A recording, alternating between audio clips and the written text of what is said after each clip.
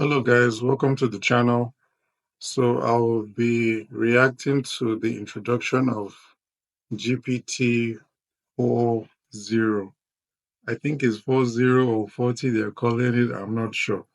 But the same way, if you've heard of Sora, I will probably put a link down below.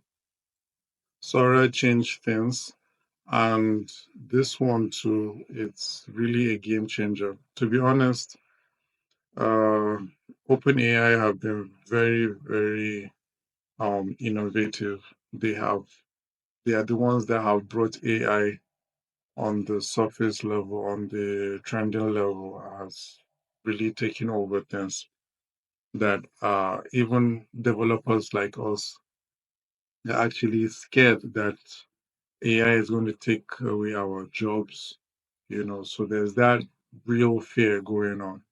And yeah, so without further ado, let's just see what GPT-4o is all about.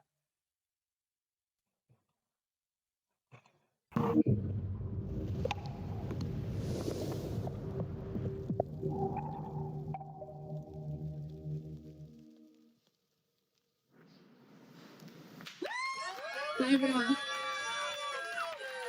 Hi everyone. Thank you. Thank you. It's great to have you here today. Today I'm going to talk about three things. That's it. We will start with why it's so important to us to have a product that we can make freely available and broadly available to everyone. And we're always trying to find out ways to reduce friction so everyone can use ChatGPT wherever they are. So today, we'll be releasing the desktop version of ChatGPT and the refreshed UI that makes it simpler to use, much more natural as well. But the big news today is that we are launching our new flagship model, and we are calling it GPT-4o. The special thing about GPT-4o is that it brings GPT-4 level intelligence to everyone, including our free users. We'll be showing some live demos today to show the full extent of the capabilities of our new model, and we'll be rolling them out iteratively over the next few weeks. All right, so let's get started. A very important part of our mission is to be able to make our advanced AI tools available to everyone for free. We think it's very important that people have an intuitive feel for what the technology can do. And so we really want to pair it with this broader understanding. And we're always finding ways to reduce that friction. And recently we made ChatGPT available without the sign up flow. And today we're also bringing the desktop app to ChatGPT because we want you to be able to use it wherever you are. As you can see, it's easy, it's simple, it integrates very easily in your workflow. Along with it, we've also refreshed the UI. We know that these models get more and more complex, but we want the experience of interaction to actually become more natural, easy, and for you not to focus on the UI at all, but just focus on the collaboration with ChatGPT. And now the big news. Today, we are releasing our newest flagship model. This is GPT-4o.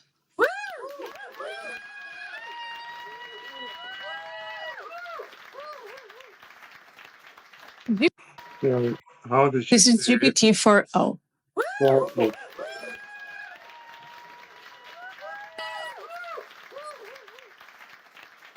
GPT-4o provides GPT-4 level intelligence, but it is much faster and it improves on its capabilities across text, vision, and audio. For the past couple of years, we've been very focused on improving.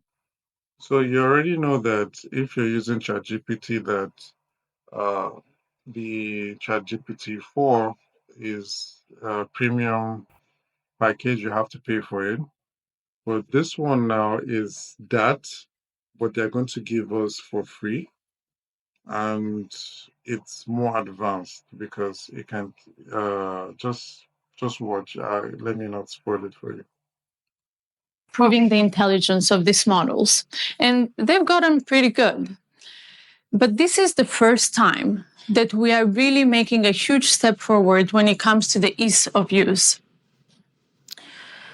And this is incredibly important because we're looking at the future of interaction between ourselves and the machines.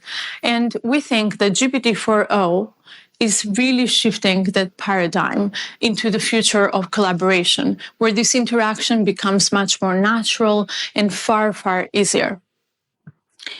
But, making this happen is actually quite complex because when we interact with one another, there's a lot of stuff that we take for granted. The ease of our dialogue when we interrupt one another, the background noises, the multiple voices in a conversation, or, understanding the tone of voice. All of these things are actually quite complex for these models. And until now, with voice mode, we had 3 models that come together to deliver this experience. We have transcription, intelligence, and then text to speech. All comes together in orchestration to deliver voice mode. This also brings a lot of latency to the experience, and it really breaks that immersion in the collaboration with ChatGPT. But now, with GPT-4o, this all happens natively. GPT-4o reasons across voice, text, and vision.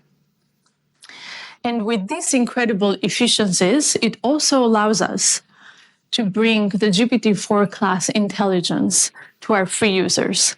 This is something that we've been trying to do for many, many months, and we're very, very excited to finally bring GPT-4o to all of our users. Today, we have 100 million people, more than 100 million, in fact. They use ChatGPT to create, work, learn. And we have these advanced tools that are only available to our paid users, at least until now. With the efficiencies of 4o, we can bring these tools to everyone. So starting today, you can use GPTs and the GPT store. So far, we've had more than 1 million users create amazing experiences with GPTs. These are custom chat GPTs for specific use cases. They're available in the store. And now our builders have a much bigger audience where, university professors can create content for their students, or podcasters can create content for their listeners. And you can also use Vision. So now you can upload screenshots, photos, documents containing both text and images, and you can start conversations with ChatGPT about all of this content. You can also use memory, where it makes ChatGPT far more useful and helpful because now it has a sense of continuity across all your conversations. And you can use Browse, where you can search for real-time information in your conversation, and advanced data analysis, where you can upload charts or any information and it will analyze this information, it will give you answers, and so on. Lastly, we've also improved on the quality and speed in 50 different languages for ChatGPT. And this is very, very important because we want to be able to bring this experience to as many people out there as possible. So we're very, very excited to bring GPT-4o to all of our free users out there. And for the paid users, they will continue to have up to 5 times the capacity limits of our free users. But GPT-4o is not only available in ChatGPT, we're also bringing it to the API. So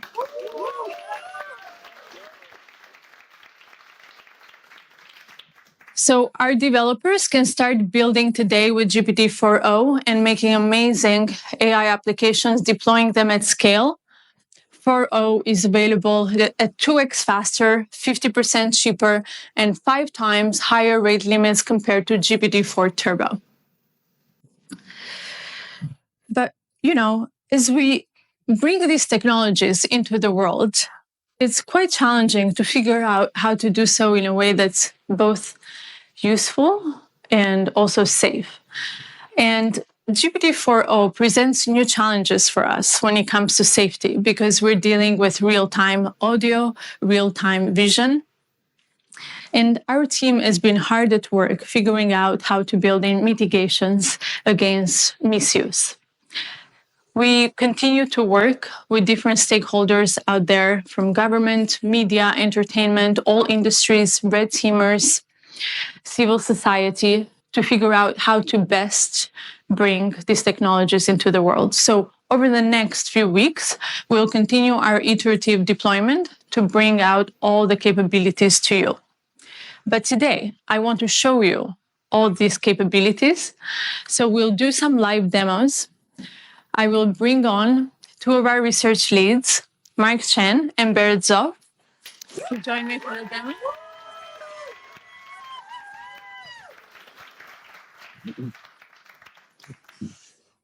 Hi, I'm Barrett. Hey, I'm Mark. So one of the key capabilities we're really excited to share with you today is real-time conversational speech. Let's just get a demo fired up. So I'm taking out a phone.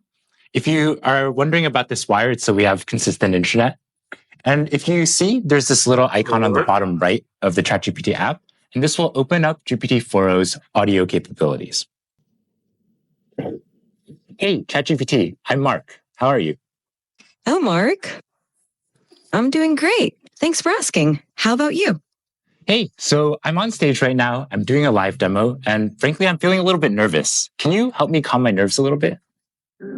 Oh, you're doing a live demo right now? That's awesome. Just take a deep breath. And remember, you're the expert.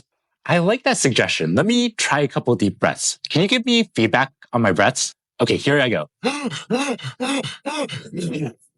Whoa, slow a bit there. Mark, you're not a vacuum cleaner. Breathe in for a count of 4. Okay, let me try again. So I'm going to breathe in deeply.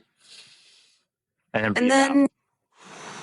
For 4, and then exhale slowly. Okay, I'll try again. Breathing in and breathe out. That's it. How do you feel? I feel a lot better. Thank you so much.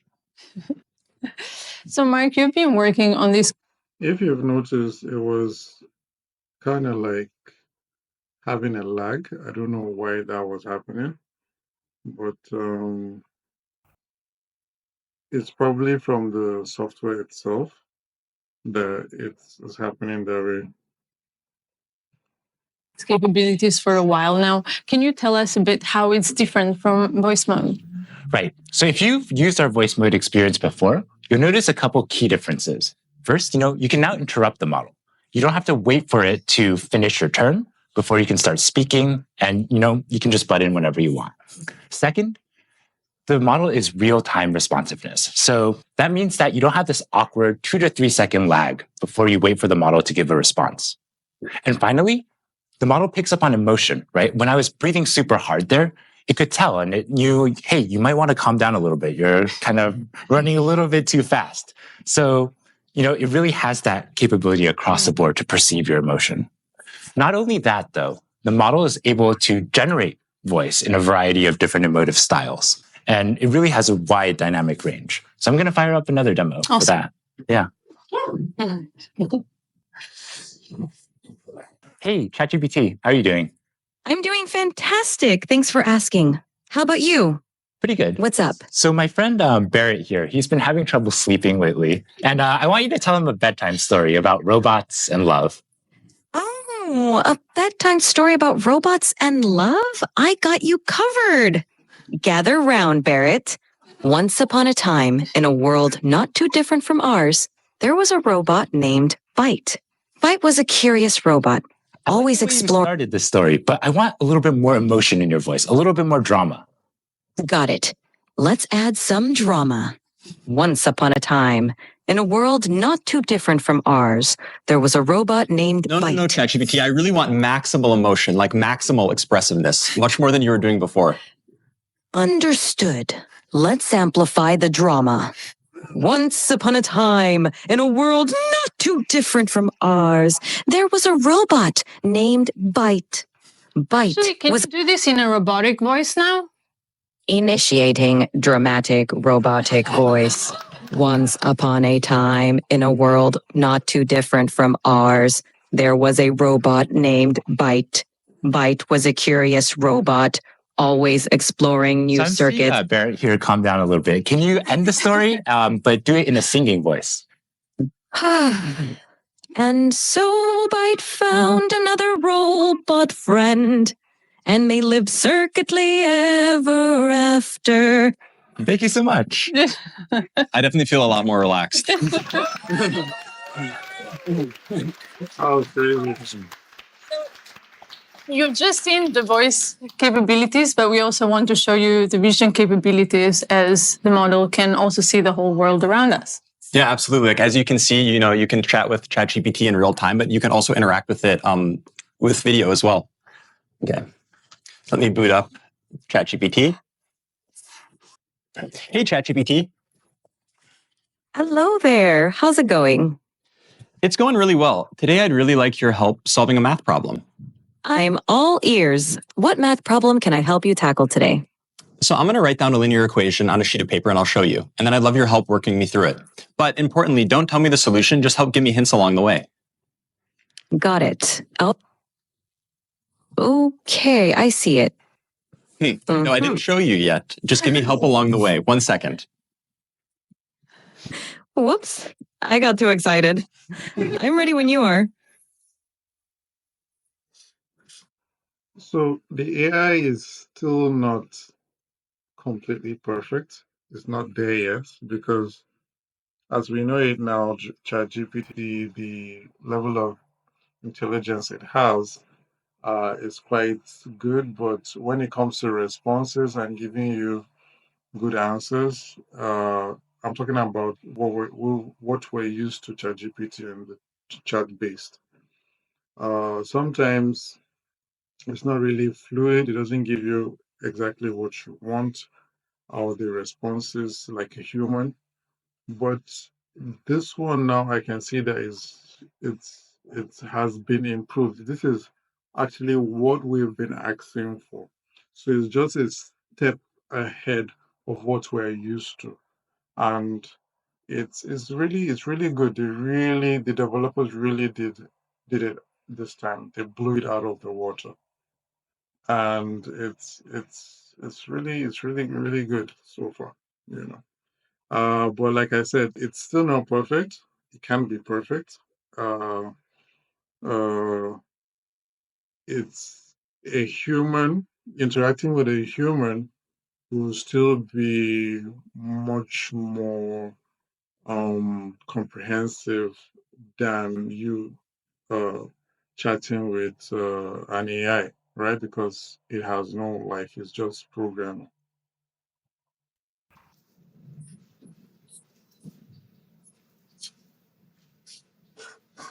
So, ChatGPT, what equation did I write down there?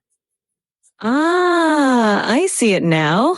You wrote down 3x plus 1 equals 4. Yep, exactly. So what's the first step I should take to try to solve this?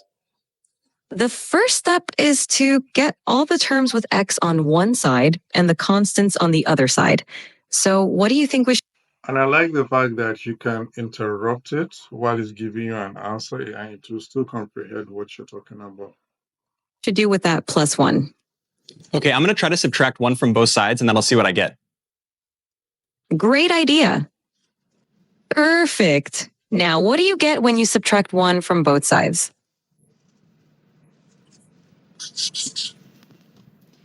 Okay, so ChatGPT, this is what I ended up with. How does this look? Spot on. Now you've isolated the term with x on one side, and it looks like 3x equal 3. What do you think we should do next to solve for x? I'm not sure. Can you give me another hint? Of course. You have 3x, and you want to find the value of x. Think about what operation would undo multiplication. Is it subtraction? Close, but think of the opposite of multiplication. because 3x means 3 times x. Okay, I think it's division. Let me try to divide both sides by 3 and let me see what I get.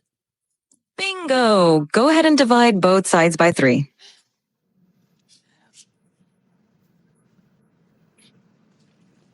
Okay, so ChatGPT, this is what I ended up with. How does this look? It looks perfect. You've solved it, and x equals 1. Nicely done. How do you feel about solving linear equations now? Yeah, honestly, I'm not pretty confident I can solve linear equations, but why would you ever need to use this in the real world? I'm really skeptical. That's a fair question. Linear equations pop up in a lot of everyday situations, even if we don't realize it. For example, calculating expenses, planning travel, cooking, and even in business for profit and loss calculations. It's basically a way to solve problems where you need to find an unknown value. Plus, Wow. Okay. I have a lot of unknown values in my life. I'm totally convinced I'm going to learn math now. I love that attitude. Math can definitely help solve some of life's mysteries. Whenever you're ready to dive into more math, I'm here for you. Anything else you'd like to tackle today? So ChatGPT, I really love that you taught the value of math to my friend Mark. And I wrote one last thing I'd love if you could take a look at. Of course. I'd love to see what you wrote. Show it to me whenever you're ready. Okay, so this is what I wrote down. What do you see? I love chat. I see. I love ChatGPT. That's so sweet of you. Yeah, well, I really appreciate all the help. So yeah, as we can see, yeah. Wow, that's quite the outfit you've got on. Yeah, as we can see, we can chat in real time to ChatGPT. And not only that, we can interact with it with video. You can also shut her up. That X button by the right is just perfect. So when she continues to talk, when you don't want her to talk, you just put the X and shut her up. Perfect. As well. And I swear, if you look at Barrett's GPT history, it's all equations like this. For real?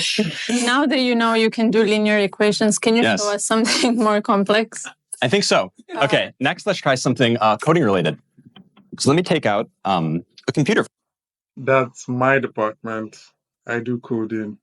By the way, if you're liking this content, don't forget to like and subscribe.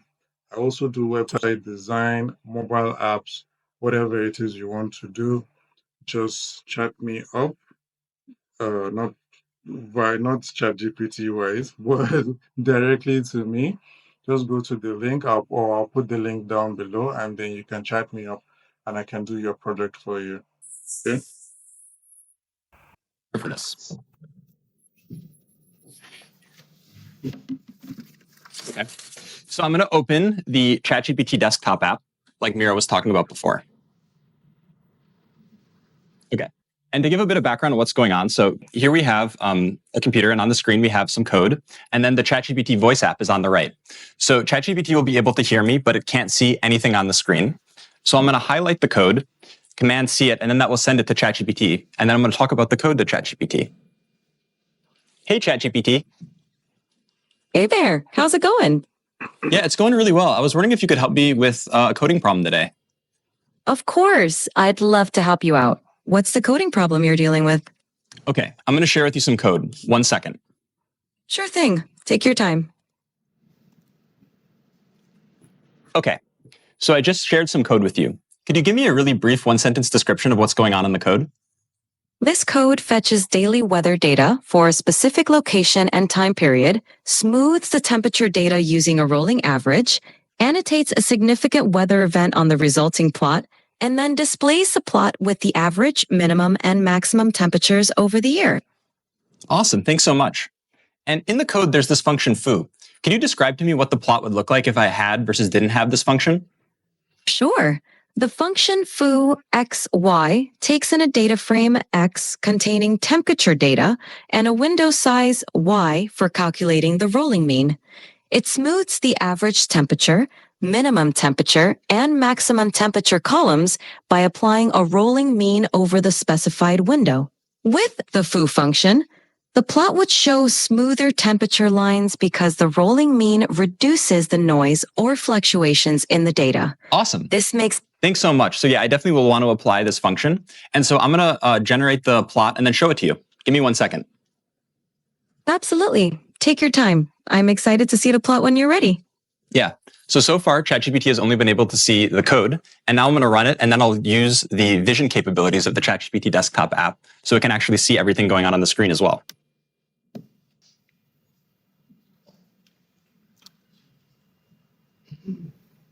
Okay, ChatGPT, I'm sharing with you the plot now. I'm wondering if you can give me a really brief one-sentence overview of what you see. The plot displays smoothed average, minimum, and maximum temperatures throughout 2018, with a notable annotation marking a big rainfall event in late September. Fantastic. I have another question for you. Which months do you see the hottest temperatures, and roughly what temperatures do those correspond to? The hottest temperatures occur around July and August. The maximum temperature during these months is roughly between 25 degrees and 30 degrees, 77 degrees Fahrenheit to 86 degrees Fahrenheit. What's going on with the y-axis? Is this in Celsius or Fahrenheit? The y-axis is in Celsius. The temperatures are labeled accordingly, such as average temperature, minimum temperature, and maximum temperature. Yeah. So as we can see, not only can ChatGPT help me solve very easy linear algebra equations that I need help with, it can also interact with, code bases and see the outputs of plots and everything like this going on a computer.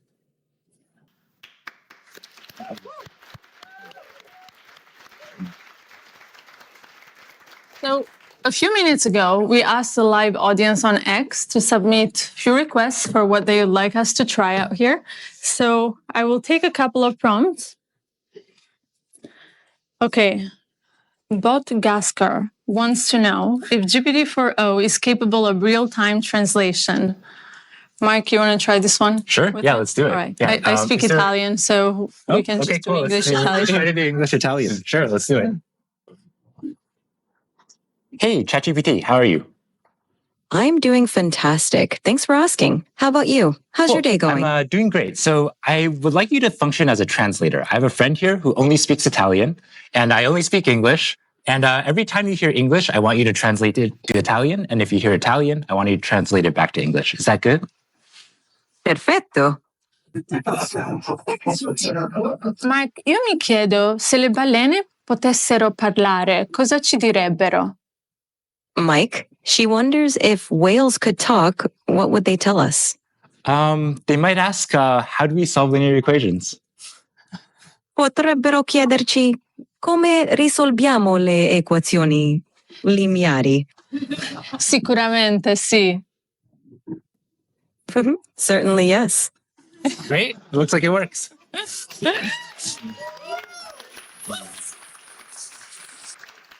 All right. So the next one is from Burrito John 78, who asks, can you tell what you're feeling just by looking at your face? Barrett, you want to give this one a try? Absolutely. Let's try it out.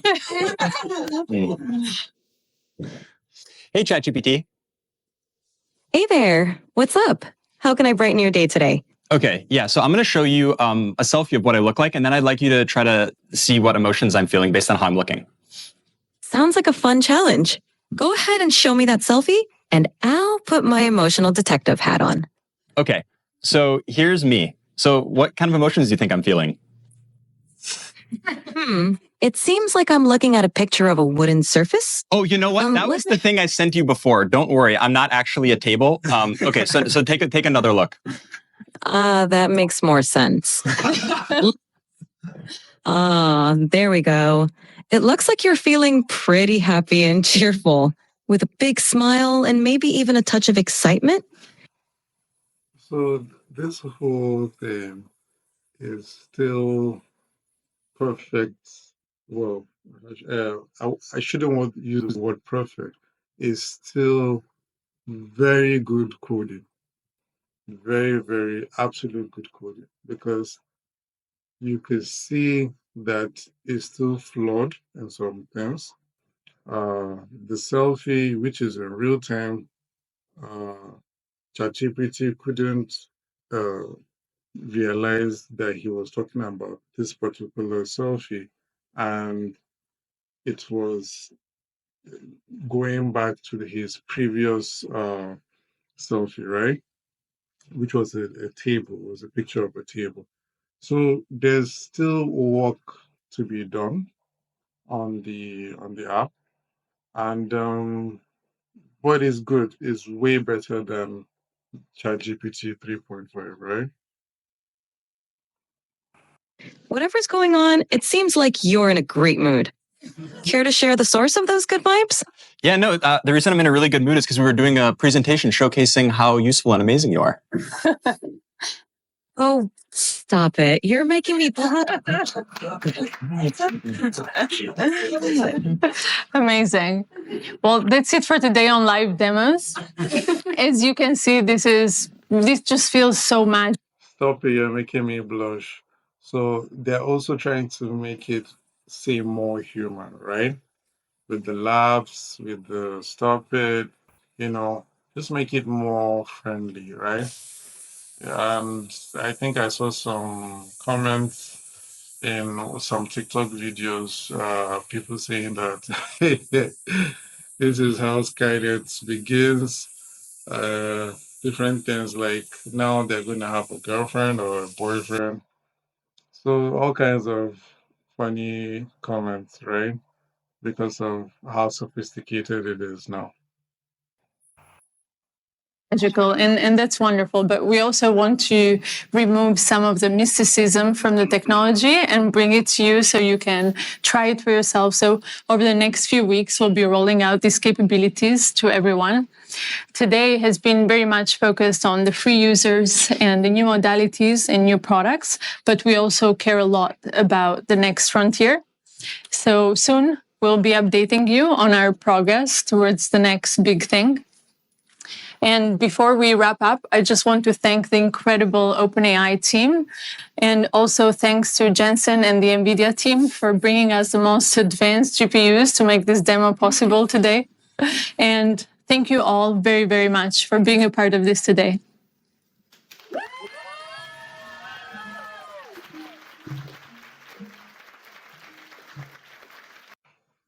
So that's it, guys. That's the introduction to GPT-4o. 4o, sorry.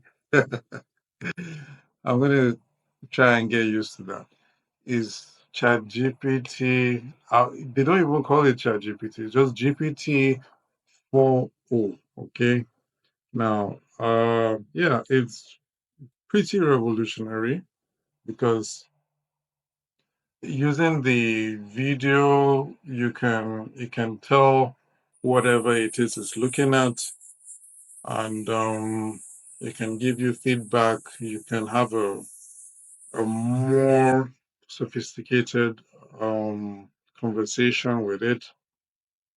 It could help you in real time with your coding. So I'm going to use it as a friend when I'm coding. So while I'm coding, I think I'll just have a dedicated phone by my side to look at what I'm coding.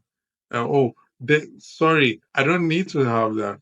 It can actually pick my desktop. So there you go. I just use my desktop app and it will see whatever it is I'm coding and it will give me feedback on what it is I'm doing. Really smooth, really good. It's really the next thing, apart from Sora, which Sora actually was like a text-based video, right? And the videos were really sophisticated. There's actually nothing like that. They're still working on it because they haven't really released Sora. Uh, but GPT-4 4o is really they didn't really tell us about this and they just released this and it's really groundbreaking.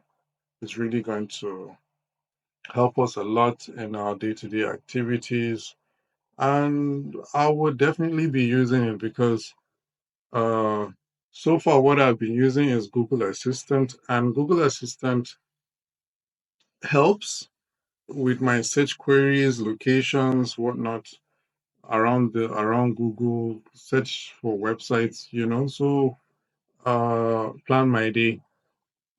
But this is a step forward, right? Uh, it really is more advanced than that, and it can really help us a lot.